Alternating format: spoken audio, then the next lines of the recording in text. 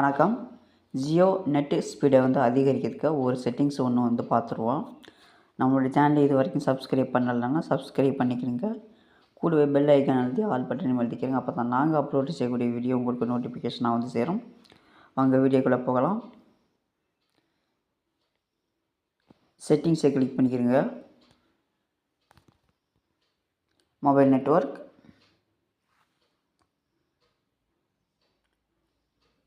எந்த சிம் ஸ்லாட்டில் net use பண்ணுறீங்களோ அதை சிம் ஸ்லாட் 1 வச்சுக்கிறேங்க.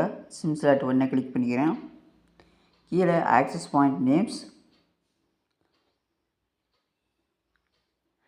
இதில் வரக்கூடிய செட்டிங்ஸை நான் உங்களுக்கு ஒவ்வொன்றா சொல்லித்தரேன்.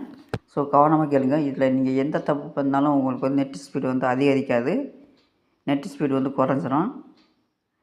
நேம் அப்படிங்கிற இடத்துல ஜியோ நெட்டுன்னு டைப் பண்ணிக்கிறீங்க.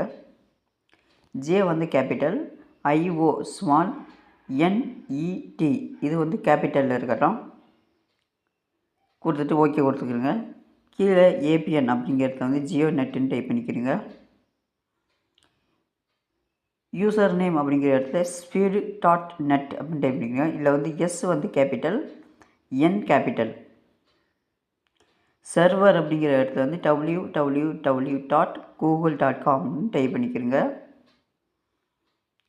எம்சிசி எம்என்சி இதை நீங்கள் மாற்ற வேண்டாம். இது நம்மளுடைய ஏரியா கோடு. நீங்கள் ஒரு டவர்லேருந்து இன்னொரு டவருக்கு போனீங்கன்னா இது ஆட்டோமேட்டிக்காகவே மாறிக்கின்றோம். நீங்கள் அதில் எதுவும் மாற்ற வேண்டாம். ஐடென்டிகேஷன் டைப் அப்படிங்கிறதுல பிஏபி இரண்டாவது ஆப்ஷனை செலக்ட் பண்ணிக்கிறீங்க. ஏபிஎன் டைப் அப்படிங்கிறது டிஃபால்ட்டுன்னு டைப் பண்ணிங்க. டிஇஎஃப்ஏயுஎல்டி. ஏபிஎன் ப்ரோட்டோக்கால் IPv4 அல்லது IPv6 கிளிக் பண்ணிக்கிறீங்க. ABN roaming protocol IPv4 R IPv6 மூன்றாவது ஆப்ஷனை செலக்ட் பண்ணிக்கிறீங்க. கீழே பிஆர்ஆர் இதான் முக்கியமான செட்டிங்ஸ். பிஆர்ஆர் அப்படிங்கிறதுல நாட் ஸ்பெசிஃபைடை கிளிக் பண்ணிக்கிறீங்க.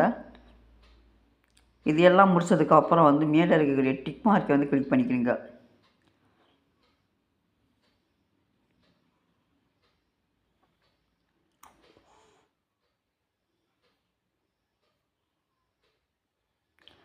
நீங்கள் செட்டிங்ஸ் எல்லாம் சேவ் பண்ணி முடிச்சதுக்கப்புறம் உங்களுடைய மொபைலை ஒரு தடவை ஆஃப் பண்ணி ஆன் பண்ணிக்கிறீங்க. அப்போ தான் நெட் ஸ்பீடு கிடைக்கும். இவ்வளோ தான் இந்த வீடியோ பிடிச்சிருந்துச்சுன்னா ஒரு லைக் பண்ணுங்கள். இதே போல் அடுத்த ஒரு வீடியோவில் சந்திக்கலாம்.